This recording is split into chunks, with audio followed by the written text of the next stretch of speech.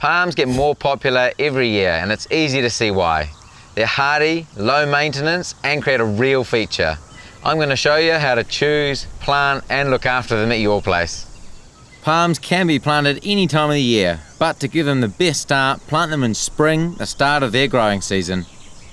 Most palms will do really well in pretty similar conditions, so really it just comes down to a personal choice, and whether you're choosing for inside or outside.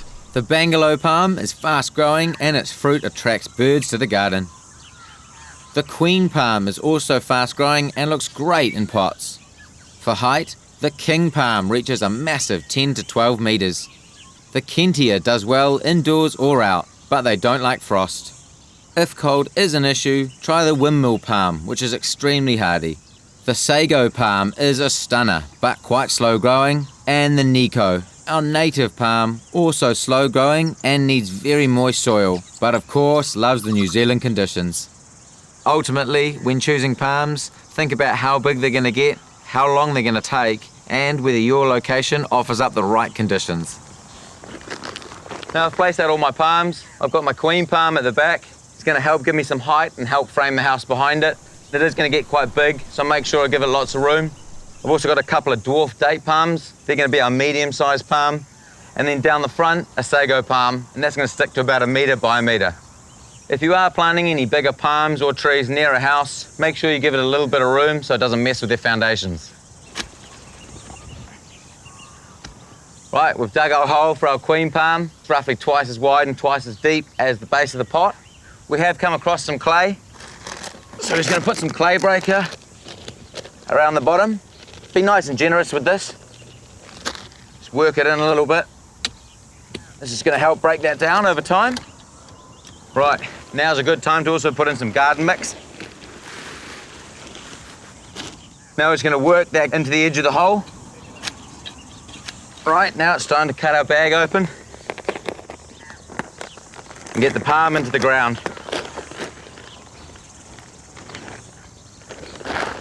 Roughly position this the way around you want it, centre of the hole, and then we're ready to backfill with more topsoil.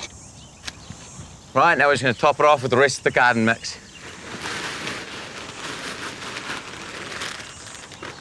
Press the soil down around the trunk and then give it a water.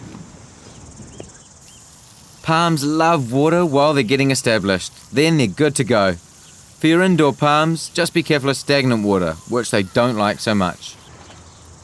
They really only need food during their growing season, in early summer. It actually does more harm than good outside of this, so just enjoy how low maintenance they are. Try Nitrofosca for the perfect balance of NPK for palms. If your potted palms start to yellow, they may well be in need of a feed. Scale and mealybugs are pretty much the only things that'll affect your palms, and in severe cases, Confidor should do the trick. For indoor palms, clean the leaves with a damp sponge every 6 weeks or so, but don't use oils as these can cause leaf spotting. Whether inside or out, palms will grow to be as big as the pot they're in, so only repot if you want your palm to grow bigger. With palms, it's natural for the lowest leaves to start to turn brown and droop. Remember to cut and not pull, and watch out for any spikes. Palms can be a bit of an investment, whether it's with your time to grow them up from a seedling or an upfront cost to buy a bigger tree, but they're definitely worth it. Indoors or outdoors, palms are a great addition to any surrounding.